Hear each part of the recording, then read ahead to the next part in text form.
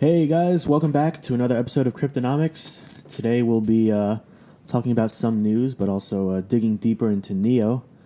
We've had some people, ask for more details about Neo. There seems to be a lot of misinterpretation. People don't understand what it is. They think it's a pure clone of Ethereum. So we figured we'd demystify it and just chat about what we know about it. And hope you find it useful. Yeah. So you want to start with the news? Sure. So the big thing that happened this week, we had Ashton Kutcher and the Ripple guys on Ellen. And they donated like $4 million to her foundation, which is great. But, yeah, Ripple.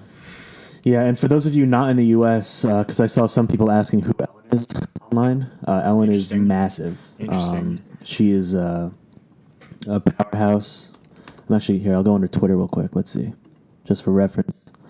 She has 78 million Twitter followers. So, at least in the U.S., it's a big deal for Ripple to be mentioned on Ellen. I'm actually really surprised that people internationally didn't know who she is. I wonder if people know who Oprah is. Oprah, I think, yeah, but I don't know. They're both powerhouses. We've talked about this, Yeah. But yeah, that's surprising. So definitely some major publicity for crypto in general, but also Ripple. And then there was some other news too, right? Yeah, Coinbase is making some big moves this week. Yeah. So they acquired Paradex, which is a decentralized ERC20 exchange. And in June, they're going to be renaming GDAX to Coinbase Pro and rolling out a new version. So that's interesting. I've never been the biggest fan of the name GDAX, but it should be cool to see where that goes. I'm excited to see if they start offering ERC20 tokens. Well, they're saying that, after purchasing this exchange, they have the capability of offering trading for hundreds of tokens. Hopefully BAT. A lot of people have been pushing BAT. I'm a holder of BAT, so that'd be great.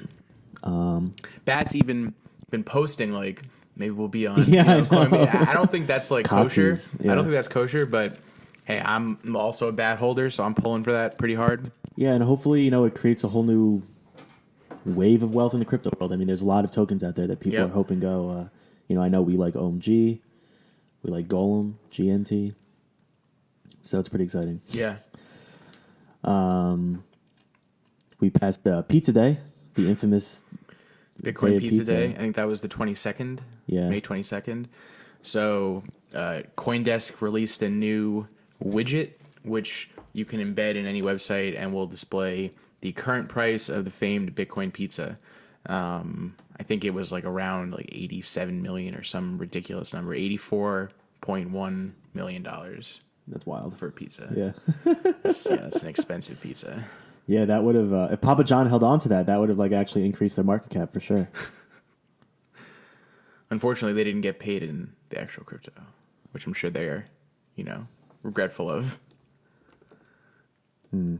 Imagine if they had been able to, if they had the foresight to accept crypto at that point, they could have been sitting on, 10,000 Bitcoin or whatever it was that was paid. Yeah, 10,000 Bitcoin. So in other news, the market dumped, which was not great. It has not been the strongest week for crypto. No. But, it's a good time to buy if you've been holding off. We say this almost every week, but I think we're going to see a big run in the near future. With all this Coinbase news, if they offer, some new assets on their exchange, you could definitely see, the whole market go on a nice run. Yeah, absolutely. Bitcoin Cash hard forked again, I believe, or they're planning on it. No, they hard forked again in the last couple of days, and it was I didn't really hear too much about it until what I was hearing was that almost 20%, 16 to 17% of nodes have not implemented the fork. So there's almost a fifth of the Bitcoin Cash network now running on the old Bitcoin Cash. Bitcoin Cash. Yeah, so it's now split, where 80% on this new network and 20% ish on the old network, and the supporters, the team around Bitcoin Cash, they don't seem to care too much. Yeah. Which you'd think that they would care. It seems like the kind of thing that you'd want as many nodes to upgrade as possible. Roger Ver crew doesn't seem to care very much at all about what the community is saying. No, I agree with that. So, that's he's kind of digging himself in a hole by doing that. Because I think he really does care about crypto. He's just a little too cocky, I think. Yeah, and I think he definitely believes in crypto, but now he just, he's got his horse in the game, he's got his crew. It's the only one he cares about. Yeah. So it's unfortunate because he definitely was a generally more positive force for, crypto previously. Yeah, he did help the infrastructure get to where it is. I mean, he was an early investor. Yeah, he was huge. There's no question that, I don't think we'd be where we are today without his involvement. Yeah. To some degree.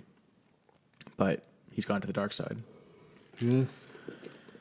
And then I think the last bit of news, there's a bank in Argentina, Banco Mas Ventas, will start using Bitcoin to make cross-border payments, which is pretty cool. I know Argentina's been, pretty into crypto and talking about adopting it as, national currency potentially.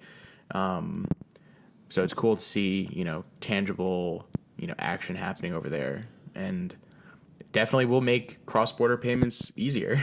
Yeah, easier, faster, and cheaper. Yeah. Yeah, absolutely. Very cool. Shall we dig into Neo and answer some? Let's do it. Some questions. So way back, Neo was Ant Shares. Way back, Neo used to be called Ant Shares. That's a positive rebrand in my mind. Yes. Neo is way catchier. Yes, for sure.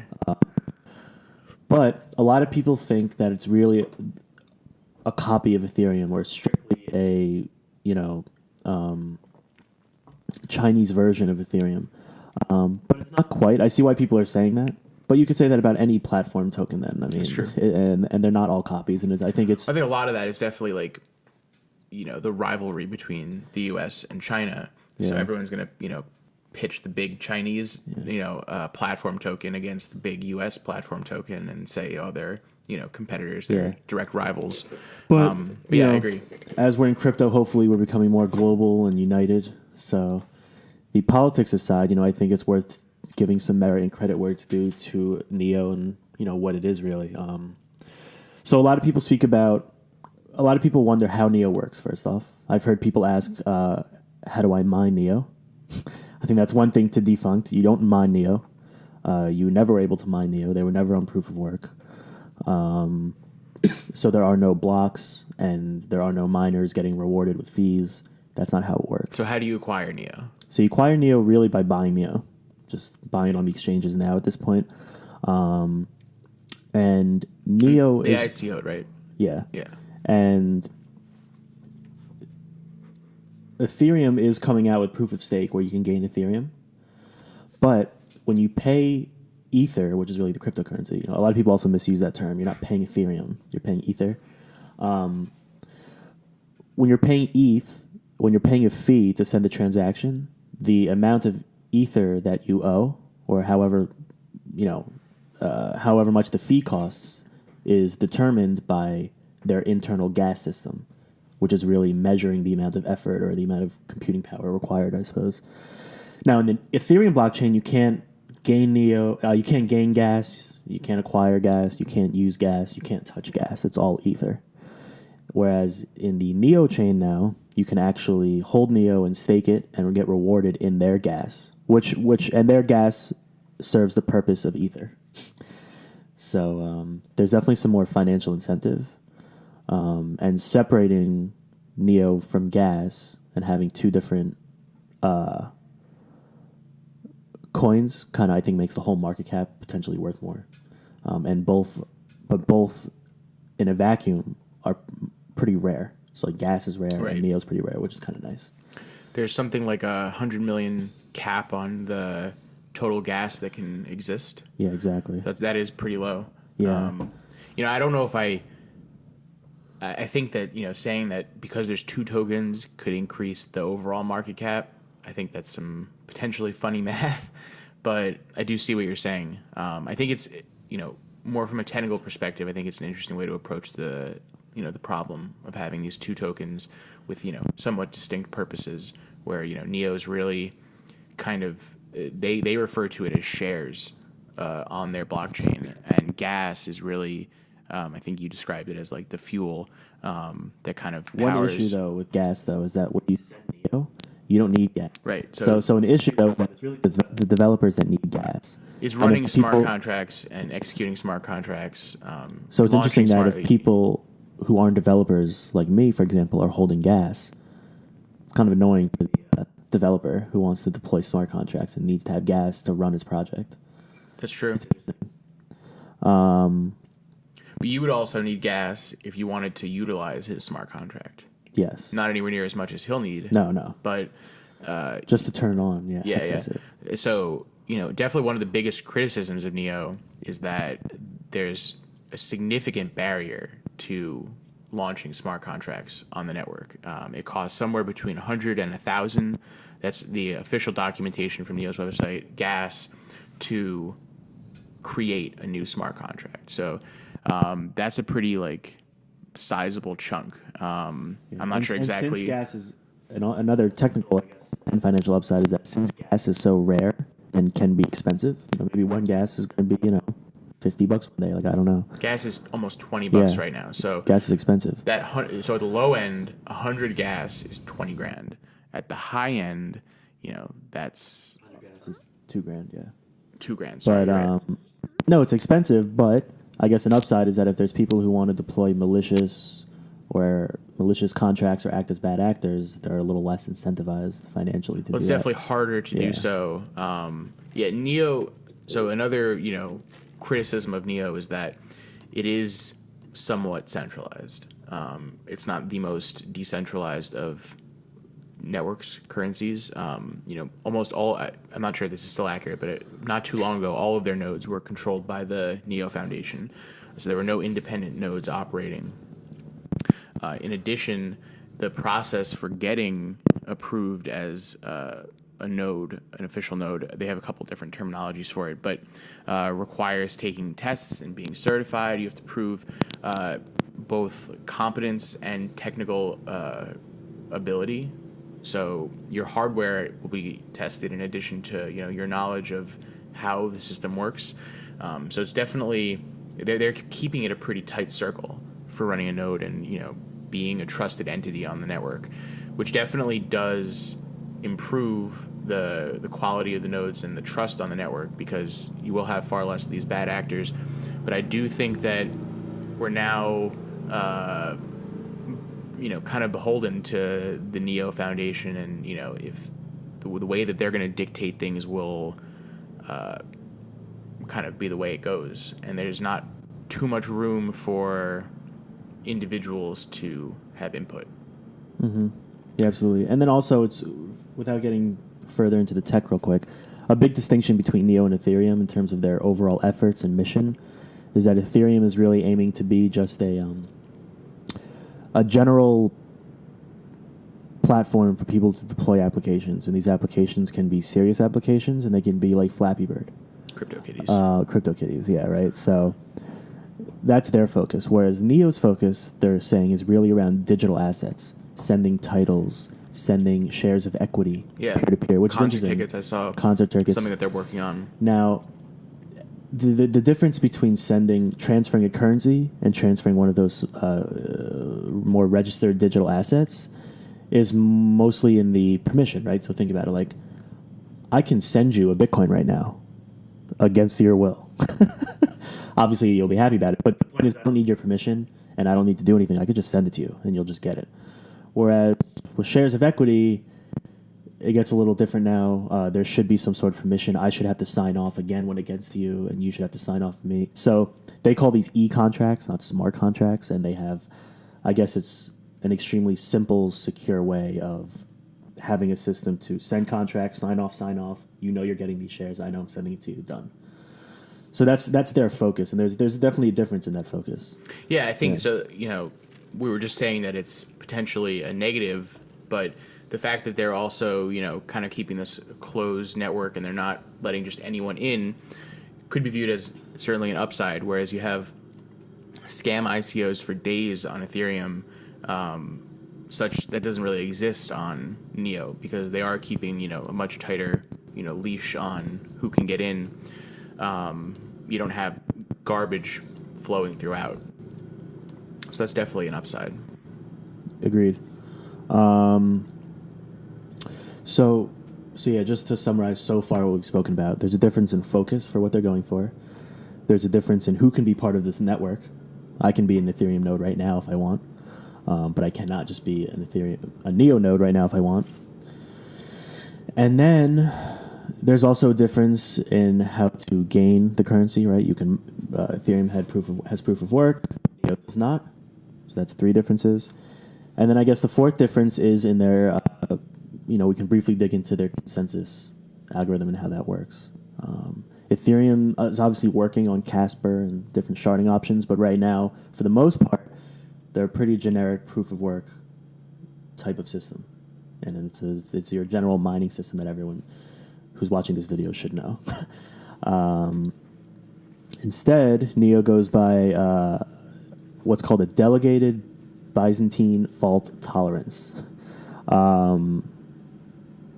And the simplest way to explain it is the classic, if you Google this, you'll see the classic like war type of scenarios or voting scenarios. That's what it's about, right? So even with mining, it's all about voting. Well, the original problem is the Byzantine generals problem, which is a war scenario where you have the Byzantine army surrounding Rome, and you have generals who lead individual armies surrounding Rome, and success is dependent on proper coordination between all these different armies that are distributed around the outskirts of Rome, and that they'll need to attack and retreat strategically, but in coordination and unison. So the idea is that you send a messenger from. Backing up. The way that they determine what they're going to do, the generals, they take a vote, and greater than 50% of the vote determines what they're going to do, whether it's attack or retreat. So they send a messenger from army to army going around Rome, and the messenger carries, the vote and gets the next vote, continues, and then they have a consensus. The problem with that is you can have dishonest generals who could have been, bought off or whatever. Bribed or whatever. Yeah, exactly. And then you could also have a dishonest messenger who is, going to manipulate or not deliver the message. So that's the original, thought exercise. How do you solve that problem? And it's definitely a big computer science theory that is worked through. So that's Neo's approach, is this delegated Byzantine fault. So let's try to slowly walk through that scenario. So there's this army around Rome, right? And the analogy to Neo is that there's this country called Neo, and all of us Neo holders, or just general nodes, are in this Neo country. Now, normal Neo nodes can really only send transactions and use the assets of what's given to them, and they have to abide by the laws, and they can vote on who their generals are. And then there's more delegated nodes, hence the delegated framework of this consensus, and the delegates are the ones who propose laws and try to make their town happy. Obviously, if And the laws can be something, just to be practical, it could be something as simple as what's going to be in the next block, all the transactions. It doesn't have to be like changing any protocols and doing like serious votes to the mechanism itself. No, this is consensus when exactly. You need to confirm the next block. Yes. So that's what we're talking about here. We have the transactions that have come in. We need to confirm them all and issue the next block. Right. And so basically, every citizen in the country can vote on their leader, which is the delegate, and the delegate node can make the laws of the country and propose them. And if the citizens disagree with how a delegate has created a law or proposed a law, then they can all vote on a new delegate. And this definitely helps, avoid malicious actors, bad actors, and avoid any potential hard forks that need to happen. So it definitely helps with some scalability issues. And then obviously the fact that they're all chosen to be nodes. Yeah, so that's what we were getting at earlier, is that these nodes, there's a pretty rigorous process to get approved as a Neo node, whether it's because they have a couple different types of nodes. They have full nodes, and bookkeeping nodes. But whichever you're going for, there is still a pretty rigorous process to get approved by the Neo Foundation. So that's definitely a large part of how they maintain trust on the network. But yeah, it's definitely it in a nutshell. Mm-hmm. And then let's see here. Trying to think if there's anything worth going more deeply into with Neo.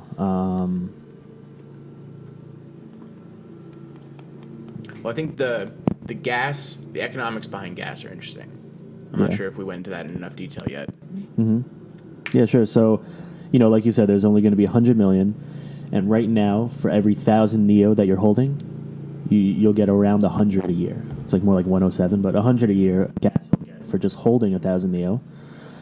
And I believe right now, only 8 gas is recorded for each block. And then for every 2 million new blocks, the reward is decreased by 1. Right. So it's obviously going to get more and more scarce over time. And I think we were seeing that that happens roughly annually. Yeah, and hopefully there's a supply and demand increasing. Right. So hopefully as the supply is going down and the rewards are going down, the demand and more contracts and projects are being deployed on the network. I agree, and I think that that's definitely one of the most interesting, aspects here. The potential here is that we're getting rewarded in gas, we're holding gas. Hopefully, Neo is going to gain popularity. There's going to be new apps on the blockchain, new contracts, and real use cases for Neo, which definitely will increase no question, increase the demand for gas. So yeah, I think holding gas is probably, if you believe in Neo, a good bet. Definitely. Oh, another thing to note also is that Neo is really meant to represent a full vote or a full share of equity or whatever the project is about. It's just representing one complete integer. This blew my mind. Yeah, exactly. So, you can really only send someone full quantities Right. of Neo. Whereas gas, you could break it down, though. With Neo, Obviously. though, you can only send whole numbers. And Yes. even though exchanges support fractional amounts of Neo, so like on my Bittrex account, I'm could be holding 0.5 Neo. If I go to send that 0.5 Neo anywhere, I can't. No, you can't. Yeah, Because the Neo blockchain will only recognize whole numbers. And so if you send 1.9 Neo to someone, you're only going to get 1 Neo. You will lose 0.9 Neo just due to rounding. So that frustrated me a bit when I learned that. I didn't know that until recently. And Which also is going to make I think in the long run, it can make the price go up a lot because there's a lot of noobs out there who are going on Binance or Bittrex or whatever. There's going to be so much Neo lost. There's a lot of people only holding like half a Neo even. There's people out there who just put $20 into some of these coins. Yeah. I think it's a mistake for exchanges to allow these fractional amounts, but also I think they're doing it, but yeah. It's I get why a lot of the exchanges are doing a lot of the things that they do. It doesn't mean that I think it's right or acceptable. Like pay for play to get listed on an exchange like that. That's not cool. Yeah, no. But I think that it's a disservice to their customers and to the whole crypto community to not adequately explain that if you buy 0.5 Neo or 0.8 Neo, you don't actually own any Neo.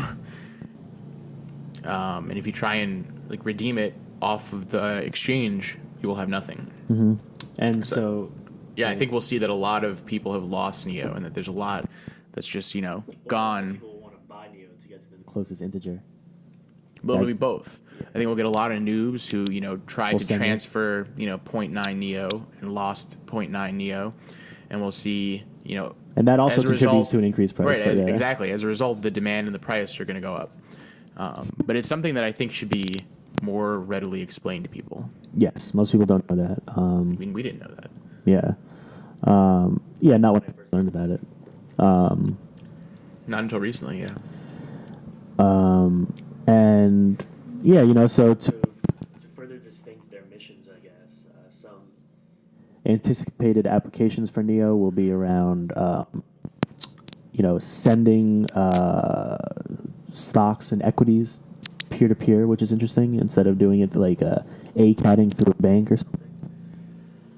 You can also directly send employee stock ownership programs. You can set things like that. Issuance of funds and different insurance. So they're really focused on, titles to cars, perhaps. They're really focused on asset management rather than just strictly transferring monetary value like in Bitcoin, or only setting up more trivial apps like on Ethereum. I was seeing titles and deeds for land as well. So there's definitely a lot of good applications in the more, for lack of a better word, serious, industries, not CryptoKitties. Yeah. And then another upside to Neo is that their CEO, whose name I'm currently blanking on, is very well connected with some Chinese authorities in the government. So they they're very confident that they will be booted out of China or shut down instantly, and that they are working with different regulatory bodies to maintain their existence. And it seems like they're well liked, and the government's working with them, which is pretty huge because that's a huge market that a lot of people have been running out of. You look at Binance; they started in China, now they're no longer there. Yep. But I can see why Neo would be a little bit more government friendly than Binance. So that's good to know. And they also have serious built-in KYC and AML regulations to even use their API. Interesting. I didn't know that. Yeah. So like being a developer, you're saying not to use I haven't encountered any Correct. KYC AML. Yeah, they say as a actually. user. I have a quote somewhere here from an article on Steemit. Yeah, to be sure that it achieves greater government backing, Neo claims to have built-in KYC and AML to user APIs. Neo also claims that if you lose your private keys, there's an asset retrieval mechanism in place to reclaim the assets belonging to the particular address without help from a third party, which is pretty awesome. So there's almost some insurance with this chain as well if you fuck up your private keys, which is pretty wild. That is pretty wild. That's a pain point that should be worked on amongst all of these crypto coins and tokens. That's a very difficult problem to solve. I'm interested to hear how exactly they have, implemented that solution. I'm also really interested in this, built-in KYC AML. I'm definitely going to do some more research on that. I had not heard of that to date. Yep.